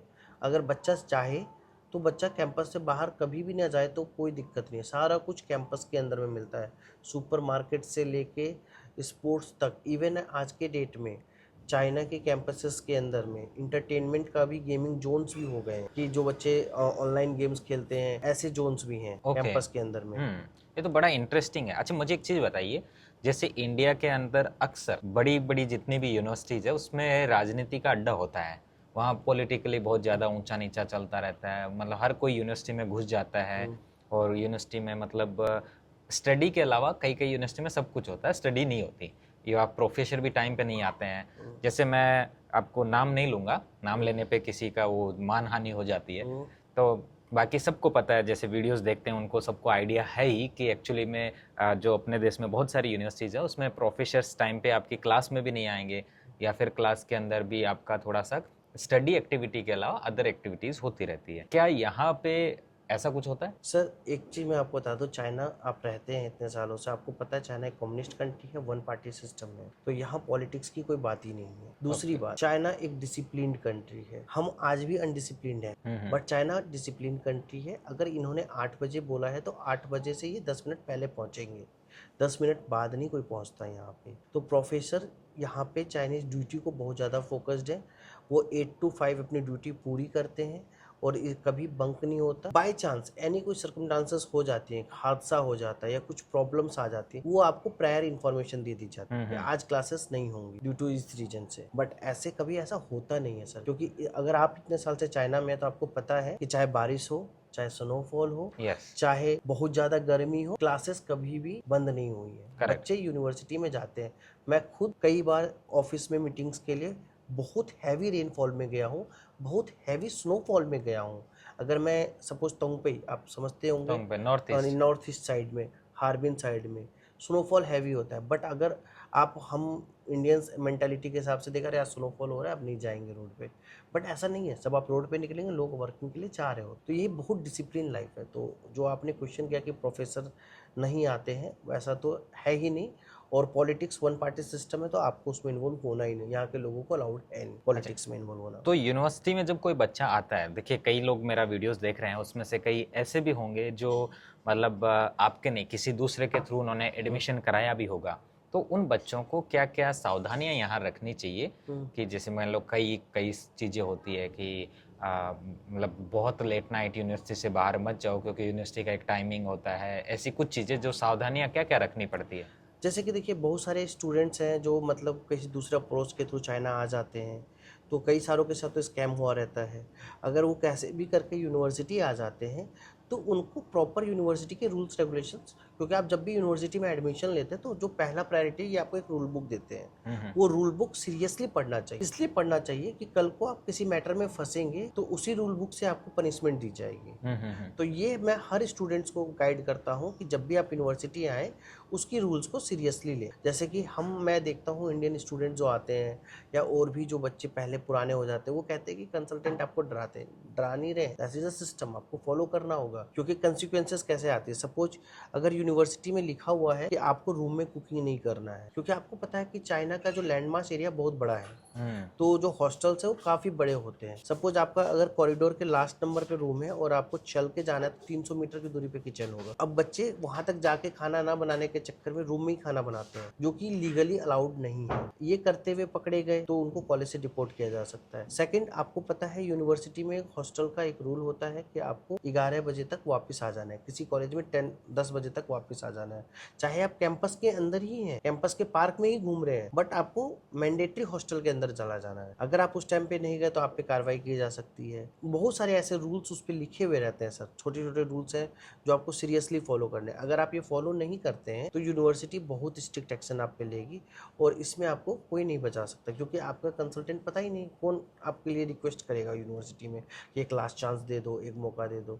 क्योंकि चाइनीज आपको ही पता है कि what they have decided they have to do, correct, they can't ये चेंज। बिल्कुल सही कहा आपने। वैसे आप भी मेडिकल बैकग्राउंड से हो और मेरा एक सवाल ये है जो मतलब इंडियन पेरेंट्स की तरफ से समझे तो बहुत जरूरी हो जाता है। देखिए इंडिया में पढ़ाई महंगी है और इंडिया की करेंसी चाइना से 14 गुना नीचे भी है और यहाँ की पढ़ाई सस्ती है। इवन चाइना इंडिया से 14 गुना महंगा है, तो क्या सस्ता होने की वजह से यहाँ क्वालिटी कॉम्प्रोमाइज होती है? सर ये बहुत बड़ा एक डाउट है सब पेरेंट्स का। ऐसा कुछ नहीं है कि आप चाइना से पढ़ रहे हैं तो सस्ता है तो आपकी क्वालिटी कंप्रोमाइज हो रही है। नहीं, चाइना क्वालिटी एजुकेशन के लिए ही जाना जाता है। अगर आप कंपेयर करेंगे ये रशिया, आर्मेनिया, जॉर्जिया से, तो चाइना ही क्वालिटी एजुकेशन आपको प्रोवाइड करता है। मैं इसको अगर आप पॉइंट वाइज बात करूँ तो आप समझ पाएंगे और आपके जो अभिभावक हैं यूट्यूब चैनल पे जितने भी पेरेंट्स हैं वो समझ पाएंगे। देखिए चाइना में क्वालिटी एजुकेशन कैसे है। चाइना की एक, मैंने शुरू में भी बोला था, एक लिमिटेड सीट हो, 30 सीट्स होती है, 40 सीट्स होती है,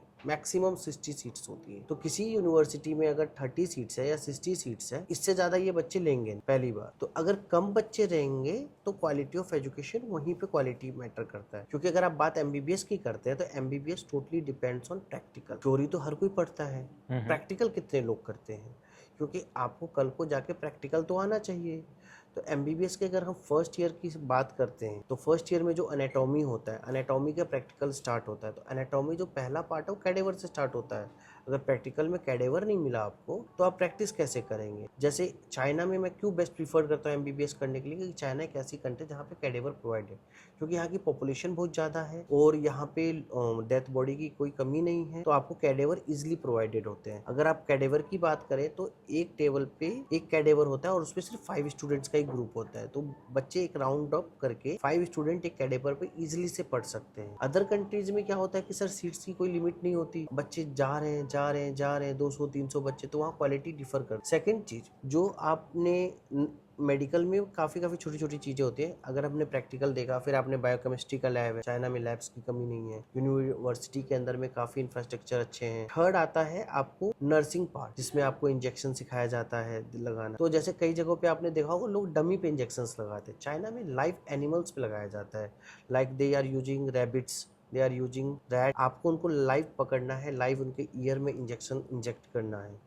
तो ये चीज़ बड़ा अच्छा चीज़ मैंने चाइना के अंदर सीखा है और देखा है, जो मुझे लगता है कि क्योंकि जब आप लाइव किसी को पकड़ेंगे तो वो छटपटाता है, छटपटाएगा, फिर आप उसको बैलेंस करेंगे, बैलेंस करके तब जाके उसके वेन में आप इंजेक्शन देंगे, नर्स फाइंड करेंगे।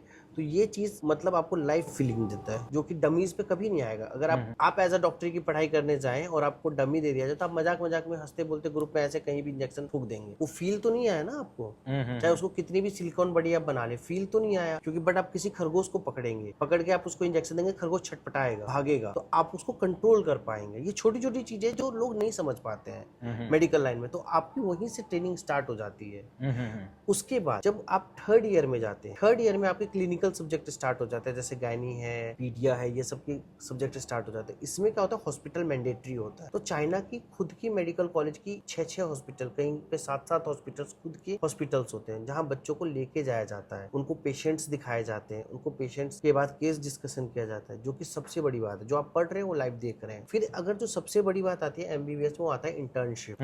इंटर्नशिप में आपको मैं बता दूं, एमबीबीएस में 19 सब्जेक्ट्स होते हैं, 19 डिपार्टमेंट्स हो गए। सपोज अगर एक यूनिवर्सिटी में 30 स्टूडेंट्स हैं और 6 हॉस्पिटल हैं, तो मुश्किल से किसी 1-2 हॉस्पिटल में 4-4 लोग जाएंगे, 5-5 लोग इंटर्नशिप के लिए जाएंगे। तो एक एचओडी पे एक स्टूडेंट आता है।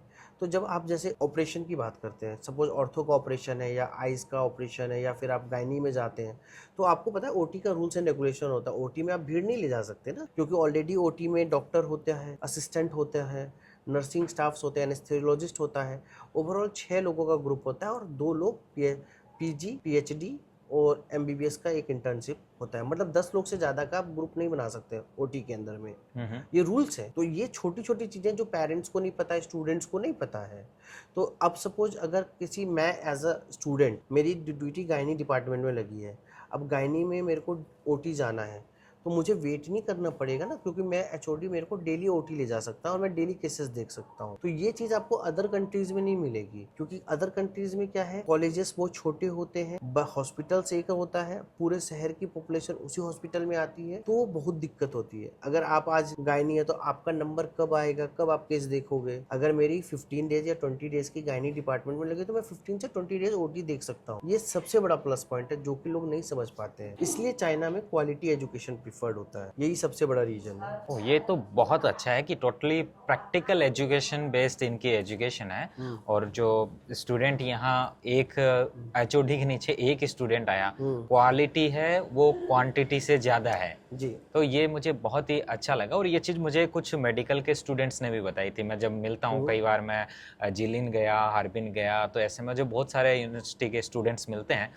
तो वो मुझे भी बताते हैं कि हम लोग यहाँ पे वो प्रैक्टिकल्स को एक्सपीरियंस कर सकते हैं जो हमें, मतलब अदर कंट्री या स्पेशली इंडिया का एग्जांपल देते हैं। बोलते हैं हम ग्रेजुएट हो जाएंगे तो भी नहीं देख पाएंगे, नहीं देख पाएंगे। तो वो सब चीज़ें वो अपने बैचलर्स में ही सीख लेते हैं। काफ़ी सारी चीज़ें, जैसे आप रोबोटिक सर्जरीज है, आप काफ़ी सारे इंस्ट्रूमेंट्स आते हैं जो कि चाइना के गवर्नमेंट हॉस्पिटल, क्योंकि आप अगर विजिटेड किए होंगे चाइना के गवर्नमेंट्स लोग, काफ़ी इंडिया के प्राइवेट हॉस्पिटल से भी ज़्यादा एडवांस है। ये तो बात माननी पड़ेगी। मैं गया था, मेरे एक दांत में थोड़ी सी प्रॉब्लम हो गई थी, उसको ठीक कराने के लिए जो पैटर्न है वो भी बहुत अच्छा है, इंस्ट्रूमेंट्स वो भी वेरी हाइजीनिक है और वेल मेंटेन्ड है। ऐसा नहीं कि कोई सरकारी हॉस्पिटल है तो उसके अंदर का इक्विपमेंट जो है वो ऐसे ही बस काम चलाऊ रहेगा या फिर अंदर का इन्वायरमेंट खराब रहेगा। अंदर से ऐसे 5 स्टार सी फीलिंग आती है।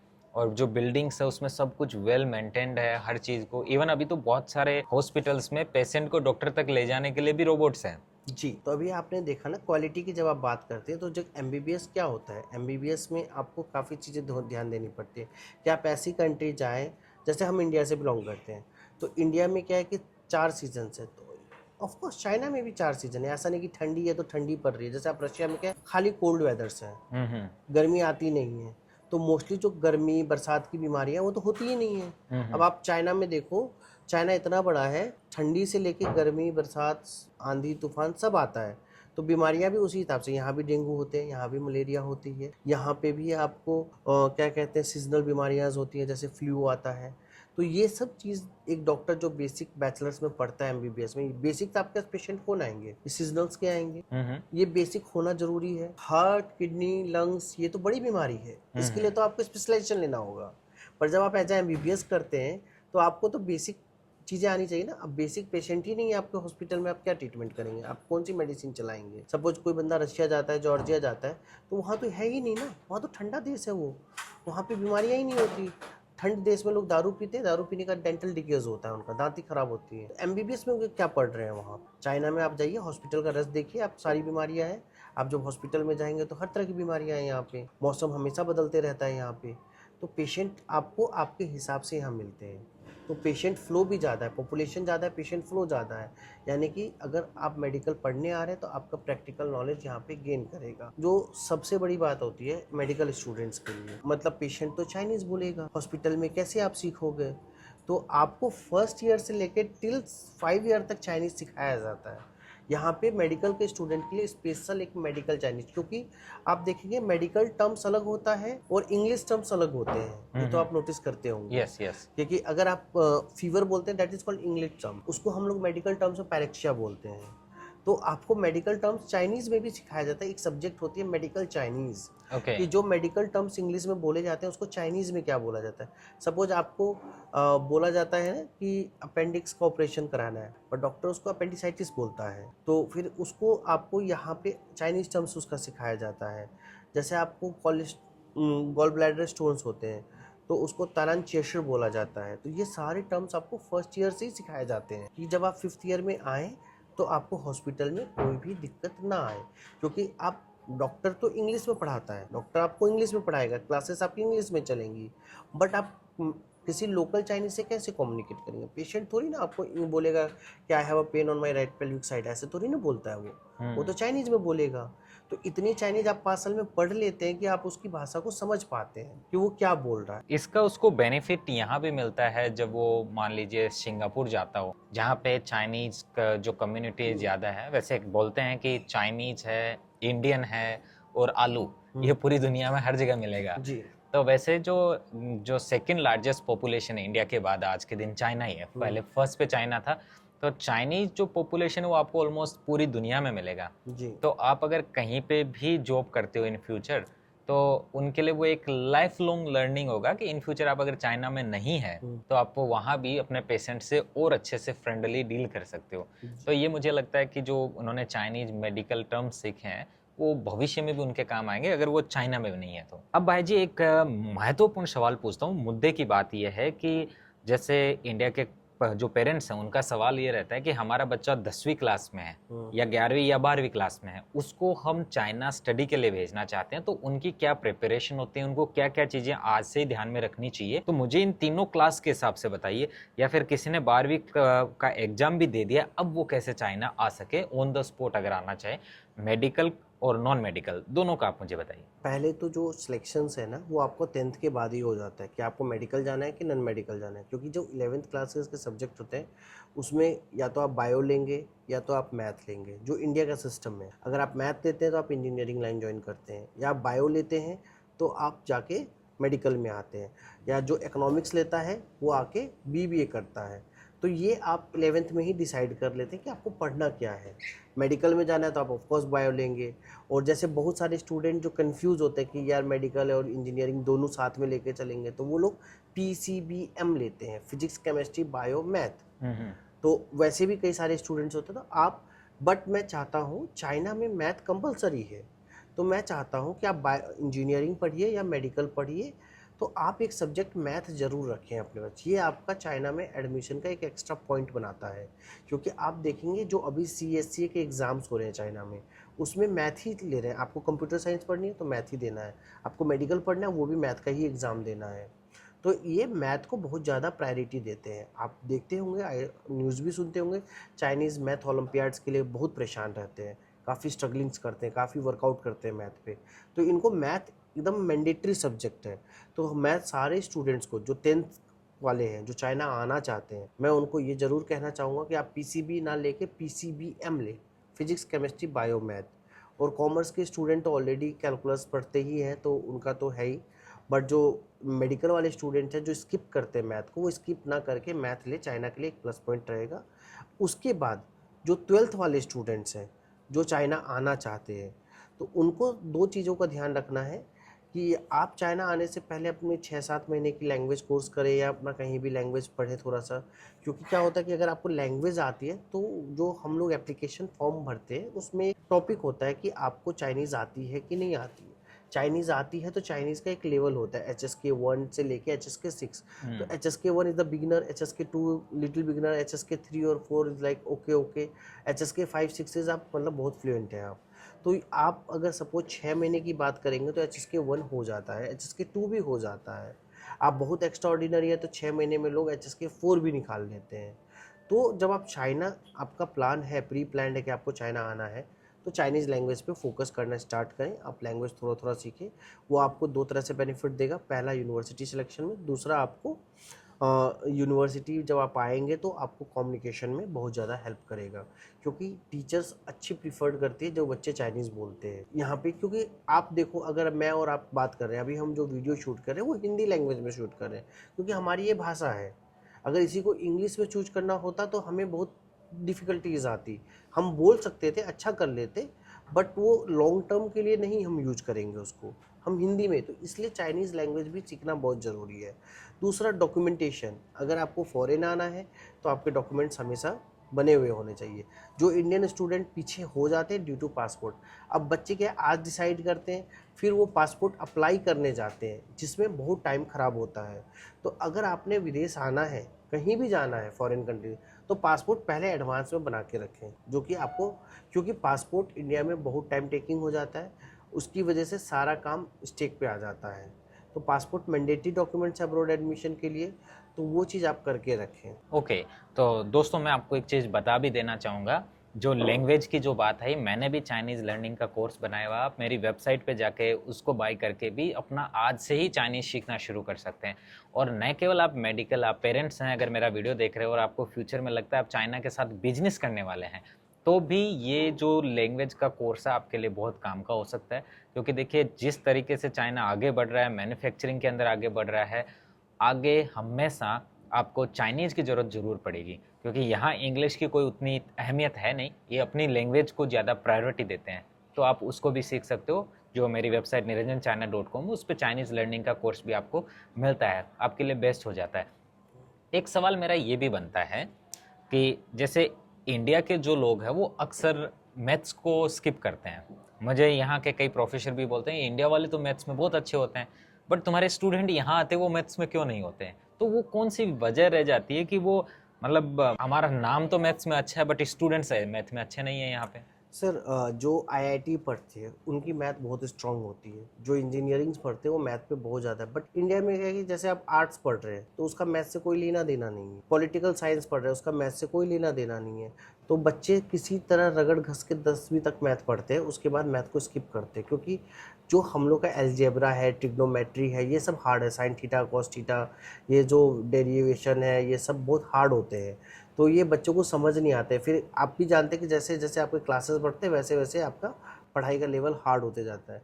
तो जो बायो के स्टूडेंट्स हैं और जो कॉमर्स के स्टूडेंट हैं वो स्किप करने की कोशिश करते हैं सब्जेक्ट को, क्योंकि इंडिया में आपको सब्जेक्ट चूज करना होता है, तो आप मैथ को स्किप करते हैं। और चाइनीज़ को पता है मैथ की वैल्यू क्या है मार्केट में, तो ये लोग हमेशा मैथ को इवन इतना कंपलसरी रखा है कि आपको मैथ के बिना कोई सब्जेक्ट ही नहीं है। इनके एग्ज़ाम में भी मैथ है। तो कुछ चीज़ें जैसे मैथ मैंने बोला आपको, और लैंग्वेज, ये 2 चीज़ बहुत मैंडेटरी है चाइनीज़ यूनिवर्सिटीज़ के लिए। अगर आप ये 2 चीज़ पे वर्कआउट करते हैं, ये आपका एक प्लस पॉइंट रहेगा। मेरा एक सवाल है, आपकी तरफ से क्या क्या सर्विस दी जाती है? मतलब आप कोई चाइना आना चाहता है, स्टडी करना चाहता है, वैसे मुझे जहाँ तक आइडिया है आपका अलग अलग कंट्री में भी सर्विस है। आप रशिया भी करते हैं, उज़्बेकिस्तान भी करते हैं, बाकी आई डोंट नो आपकी कौन कौन सी कंट्री, ये 2-3 तो मुझे पता थी। बट अगर देखिए हम चाइना की भी बात कर रहे हैं, बाकी जो पर्सनली आप किसी को इनसे अलग कंट्री के बारे में पूछना है तो भी आप इनसे पूछ सकते हो। बट चाइना में अगर किसी को आना है तो आपकी तरफ से क्या क्या सर्विस होती है? मुझे डिटेल से एक एक को बताओ। हम लोग सर्विस पे फ्रॉम डॉक्यूमेंटेशन से एडमिशन से लेके टिल बच्चे के ग्रेजुएशन तक बच्चों के सपोर्ट में रहते हैं। अब जैसे कि डॉक्यूमेंटेशन में काफ़ी सारा वर्क होता है। पहले तो हम बच्चों की काउंसलिंग करते हैं according to their performance, according to their marks. We suggest them a good university कि तुम्हारी इस यूनिवर्सिटी में एडमिशन हो जाएगी, क्योंकि तुम्हारी परफॉर्मेंस इतनी है। बिकॉज अगर आपकी कोई स्टूडेंट, क्योंकि हर कोई आपके पास टॉपर नहीं आता है, कोई 50% वाला आता है, कोई 60% वाला आता है, but all have dream to study in top medical college, top universities. तो पहले तो बच्चे की ये काउंसलिंग करनी बहुत ज़रूरी होती है कि it's a wastage of time. आपके नंबर कम है, आप क्राइटेरिया के हिसाब से फिट नहीं बैठ रहे, तो ये काउंसलिंग सबसे ज़्यादा इंपॉर्टेंट होती है। हम बच्चे को पहले ये काउंसिल करते हैं कि आपके लिए कौन सी यूनिवर्सिटी अच्छी रहेगी। सेकेंड, बच्चे का इंटरेस्ट जानते हैं कि आप, जैसे कई स्टूडेंट ऐसे होते हैं कि मेडिकल, पापा कह रहे हैं मेडिकल करना है, डॉक्टर बनना है, पर बच्चा मेडिकल में इंटरेस्ट नहीं ले रहा है, तो आप जैसे चाइना आएंगे तो आप तो पापा के भी पैसे वेस्ट कर रहे हैं और साथ में अपना भी टाइम वेस्ट कर रहे हैं। तो हम फिर वो जानना चाहते हैं बच्चा क्या करना चाहता है। अगर बच्चे को मेडिकल में इंटरेस्ट नहीं है तो बच्चा एक्स्ट्रा और क्या कोर्स करे चाइना में आके जिससे वो सेट हो पाए और उसके पापा उस पर गुस्सा ना करें, तो हम उसकी भी काउंसलिंग करते हैं। उसके बाद जब एक कोर्स डिसाइड हो जाता है, एक यूनिवर्सिटी डिसाइड हो जाती है, तब हम उस पर डॉक्यूमेंटेशन पे आते हैं। तो एक डॉक्यूमेंटेशन आपका हेल्प करते हैं प्रॉपर, क्या क्या डॉक्यूमेंट्स आपको कहाँ कहाँ से क्या क्या लेना है। क्योंकि जब आप फॉरेन स्टडीज़ के लिए जाते हैं तो कुछ डॉक्यूमेंट्स आपको गवर्नमेंट साइड से लेनी होती हैं, कुछ डॉक्यूमेंट्स आपको यूनिवर्सिटी साइड से लेनी होती है। तो ये सारे डॉक्यूमेंट्स अरेंज करने पड़ते हैं आपको। तो हम ये सारे डॉक्यूमेंट्स अरेंज करते हैं, फिर हम इनका एडमिशन अप्लाई करते हैं।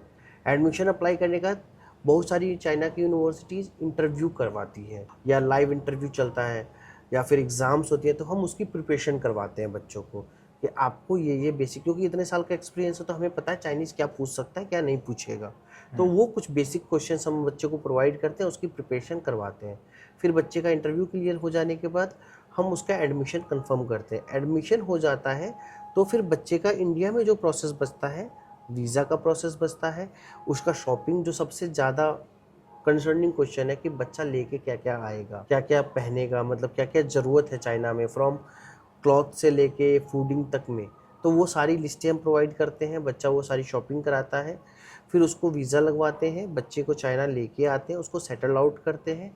और मैं पर्टिकुलरली एक ग्रुप, जो भी कोई ग्रुप आता है वहाँ पे 10 से 15 दिन बच्चों को टाइम देता हूँ, जिससे कि बच्चों का थोड़ा मनोबल बढ़ा रहे कि एक लोकल पेरेंट्स यहाँ पे है, एक सपोर्टिव है। क्योंकि देखिए मेरे पास चाइना के अंदर में काफ़ी सारी यूनिवर्सिटीज़ हैं और मैं अब्रॉड्स में भी कई जगह काम करता हूँ, तो पॉसिबल नहीं है कि मैं एक जगह बैठ पाऊँ 1 साल तक। तो जैसे अब आप आएंगे, आपका या स्टूडेंट आता है या बच्चा आता है, तो मैं उसके साथ 15 साल तो नहीं रह सकता, 15 दिन रहूँगा। तो 15 दिन रह के उसको सारी चीज़ें सिखाता हूँ जो मेरा इतने साल का चाइना में एक्सपीरियंस है। लाइक हम कैसे सर्वाइव करें, रूल्स रेगुलेशन कैसा है, चाइनीज़ कैसा सोचते हैं, किस तरह से बिहेव करें, सिम कौन सा यूज करना है, कपड़े कहाँ सस्ते मिलते हैं, बजट में मिलते हैं, या जो मतलब बेसिक कंसर्न होता है, बेस्ट क्वालिटी क्या है और सस्ते में हो जाए। ये सारा चीज़ मैं करवा के बच्चे को सेटल्ड करके मैं हर बच्चे को अपना एक ग्रुप या वीचैट दे देता हूँ चाइना में, कि इन द फ्यूचर अगर आपको कोई दिक्कत आती है तो आप मेरे को वीचैट पे मैसेज करें या व्हाट्सएप करें, आपकी प्रॉब्लम को सुनी जाएगी। और टिल ग्रेजुएशन तक आपको पता है कि यूनिवर्सिटी में जो आपने एक सबसे पहले क्वेश्चन मुझसे पूछा था कि जो बच्चे कई बार आते हैं किसी अदर एजेंट के थ्रू फंस जाते हैं, तो प्रॉब्लम यही होती है कि 4 साल है, बच्चे हैं, बच्चे तो नादानियाँ करेंगे ही, बच्चों से गलतियाँ होंगी ही। कोई ऐसा पेरेंट्स तो होना चाहिए ना जो यूनिवर्सिटी को समझा पाए कि भाई बच्चे हैं, थोड़ा मिस्टेक हो गया, एक चांस देना चाहिए। तो ये चीज़ हमारा इम्पोर्टेंट रोल होता है। जैसे अभी मैं आपको बताऊं, मेरे बहुत सारे स्टूडेंट्स हैं जो जिनको कॉलेज एकदम डिपोर्ट के मोड में आ चुका था, छोटी छोटी गलती, मैंने आपको बोला ना उनकी रूल बुक्स होती हैं, आपने रूम में गलती से चाय बना दी, कॉफ़ी बना दी, लाइट की वोल्टेज कम होती है, वो अपने आप ऑटोमेटिक कट हो जाता है, टीचर ने पकड़ लिया, आपको डिपोर्ट कर रहे थे। तो वैसे केस में आप मेरे थ्रू आए थे इसलिए आप बच गए। मैंने यूनिवर्सिटी को कन्विंस किया कि मौका दीजिए, अब ऐसी गलती नहीं होगी। तो जो हमारा मेडिटेटिंग का काम है वो थोड़ा स्ट्रॉन्ग है, बहुत स्ट्रॉन्ग होल्ड करते हैं। क्योंकि मैं चाइना काफ़ी सालों से हूँ और मैं चाइना सेटल्ड हूँ, तो मुझे चाइनीज़ आती है, मैं डील कर पाता हूँ चाइनीज़ों के साथ। और मैं बच्चों के, क्योंकि बच्चे तो मेरे इंडिया से आते हैं, तो मैं उनको मेडिएट कर पाता हूँ कि भाई आपको ये गलती दोबारा नहीं करनी, ये लास्ट चांस है, आपको मिला है। नहीं तो क्या होता है सर कि चाइनीज़ एक टाइम डिसीजन ले लेते हैं, तो वो डिसीजन को आप चेंज नहीं कर सकते हैं, वो फिर आपको जाना ही पड़ेगा वहाँ से। तो इसमें क्या है कि काफ़ी नुकसान हो जाता है, पेरेंट्स का, स्टूडेंट का बहुत नुकसान होता है। तो ये हम टिल ग्रेजुएशन तक की गारंटी लेते हैं, बच्चे के साथ खड़े रहते हैं कि आप यहाँ से ग्रेजुएट हुए। और उसके बाद भी जो स्टूडेंट मेरे से आज भी जुड़े हुए हैं, जिनको जॉब चाहिए, चाइना में चाहिए, दुबई में चाहिए, ऑस्ट्रेलिया, यूएस, कहीं भी जाना है, उसके लिए भी हम बच्चों को काउंसलिंग करते हैं कि आप किस माध्यम से जॉब ले सकते हैं, किस माध्यम से वहाँ सेटल्ड हो सकते हैं। क्योंकि बच्चे पढ़ लेते हैं, उनको पता ही नहीं अब करना क्या है, कैसे अप्लाई करना है। क्योंकि चाइना इतना बड़ा है कि आपको आइडिया ही नहीं है जॉब कैसे लिया जाता है चाइना में, कहाँ कौन सा शहर बेस्ट होता है फॉरेनर के लिए। तो ये सब भी गाइडेंस हम देते हैं बच्चों। ओके, ये तो बहुत ही बढ़िया है। और यूँ समझिए कि एक ही चीज़ के अंदर आपने पूरा सब कुछ आपने समाहित करके उनको देने की कोशिश की है कि आप काउंसलिंग भी करते हैं शुरू से लेकर के एंड तक, यहाँ भी प्रॉब्लम आती है उसको भी सॉल्व करवाते हैं। तो ये चीज़ है। दोस्तों मैं आपको बता दूं, अगर आप भी चाहते हैं कि आपका बच्चा चाइना पढ़े तो आप सीधा सा सिंपल सा काम करिए, मेरी वेबसाइट niranjanchina.com पे जाइए, उसमें स्टडी इन चाइना का ऑप्शन है, उस पे जाइए, वहाँ एक फॉरम दिया गया है, उसको आप टोटली फिलअप कर दीजिए। जो जो क्वेश्चंस वहाँ पूछे गए हैं उसके अकॉर्डिंग आप अपनी पूरी ऑनेस्ट जानकारी भरिएगा। उस जानकारी के अंदर ऐसा झूठ नहीं बोलना है। अगर आप 10th क्लास में है तो 10th भरिए, आपकी जो ईयरली इनकम है, आपका बैंक बैलेंस, ऐसा कुछ जो भी सवाल वहाँ पूछा गया है वो सब ऑनेस्टली भरिएगा। तो आपको जब फॉर्म भर दिया जाएगा उसके बाद इनकी कंपनी की तरफ से जो काउंसलर्स हैं वो जिस कंट्री से भी आप होंगे उससे निर्धारित जो इनका ऑफिस है वहाँ से कॉल करके आपको संपर्क किया जाएगा। व्हाट्सएप के नंबर वहाँ अच्छे से मेंशन करना, अपना ईमेल सही से मेंशन करना ताकि आपको डायरेक्टली कांटेक्ट किया जा सके। अदरवाइज आप इनसे डायरेक्ट कंसर्न करना चाहेंगे, बातचीत करना चाहेंगे तो वो थोड़ा सा कॉम्प्लिकेटेड हो जाता है, क्योंकि बहुत सारे पेरेंट्स हैं जो बात करना चाह रहे हैं, बहुत सारे पेरेंट्स हैं जिन चाह रहे हैं कि उनके बच्चे चाइना में पढ़े। तो ऐसे में आपका नंबर्स में इनका भी आपको मिलेगा। इन फ्यूचर जब आपके बच्चे चाइना में आएंगे और आपका एडमिशन कंफर्म हो जाएगा, इनसे बीच में भी आप बात कर सकते हो। प्राइमरी स्टेप यही रहेगा, आप मेरी वेबसाइट पे, उसका डिस्क्रिप्शन में भी लिंक है, अगर वो लिंक आपका काम नहीं कर रहा है तो मेरी वेबसाइट niranjanchina.com पे जाइए, वहाँ पे आपको स्टडी इन चाइना का ऑप्शन है, उस पर टिक करिए और आपको जो फॉर्म है पूरा फिलअप करिए, आपको इनकी कंपनी की तरफ से कांटेक्ट किया जाएगा। चलिए मैं आपसे अगला सवाल पूछता हूँ। अभी मैंने ये जो बोला तो इसी से संबंधित है। अगर कोई भी पेरेंट्स मेरे इस लिंक के थ्रू आपसे कांटेक्ट करता है तो आप उसको क्या क्या प्रेफरेंस देंगे, क्या बेनिफिट्स देंगे और अपना जो सर्विस चार्ज है उसमें डिस्काउंट कितना देंगे? अगर आपके साइड से कोई भी स्टूडेंट्स हमारी कंपनीज में कांटेक्ट करता है या आपका रेफरेंस देता है तो देखिए हम उसको पहले तो प्रायोरिटी देंगे, क्योंकि देखिए आप एक यूट्यूब चलाते हैं, आपका एक नाम है, मैं भी आपको कई बार देख चुका हूँ। काफ़ी मेरे जो ऑलरेडी चाइना आए हुए हैं पेरेंट्स वो भी आपकी वीडियोस देखते हैं, जो मतलब एडमिशन ले चुके हैं। तो क्या है, मैं आपकी इसके लिए प्रायोरिटी दूंगा, बच्चे को प्रॉपर गाइडेंस दूँ कि उसका टाइमली एडमिशन हो जाए, फर्स्ट थिंग। जहाँ तक कि डिस्काउंट की बात है तो ये क्या होता है कि एग्जैक्ट अभी प्रॉमिस तो नहीं कर सकता, बट मैं आपको एश्योरेंस देता हूँ कि 10 से 20% का मैं डिस्काउंट कर सकता हूँ, डिपेंड्स ऑन द यूनिवर्सिटी। क्योंकि कभी कभी क्या होता है कि यूनिवर्सिटी और टाइम आपका मैच नहीं करता है, तो बट अगर वो आपका रेफरेंस देंगे तो मैं कोशिश करूँगा कि एक उसको स्पेशल प्रेफरेंस दिया जाए।